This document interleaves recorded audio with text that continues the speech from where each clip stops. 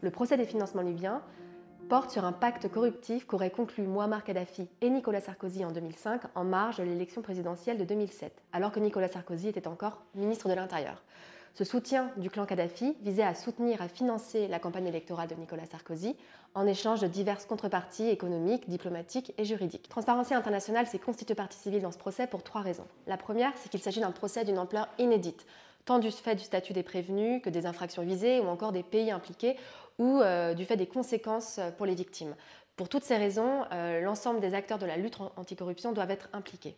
La deuxième raison, c'est que, outre le pacte corruptif, ce procès révèle d'importants dysfonctionnements institutionnels qui appellent des réformes et qui font écho aux nombreuses recommandations que Transparency International porte depuis des années. Enfin, troisième raison, ce procès met en lumière des schémas de corruption, des flux financiers extrêmement complexes qui nécessitent un décryptage mobilisant l'expertise de notre association. Avec ce procès, nous avons 3 grands objectifs. Le premier objectif, c'est de représenter les victimes de la corruption en accord avec notre agrément. Et je rappelle ici que les grandes absentes sur le banc des parties civiles, ce sont les représentants de la population libyenne.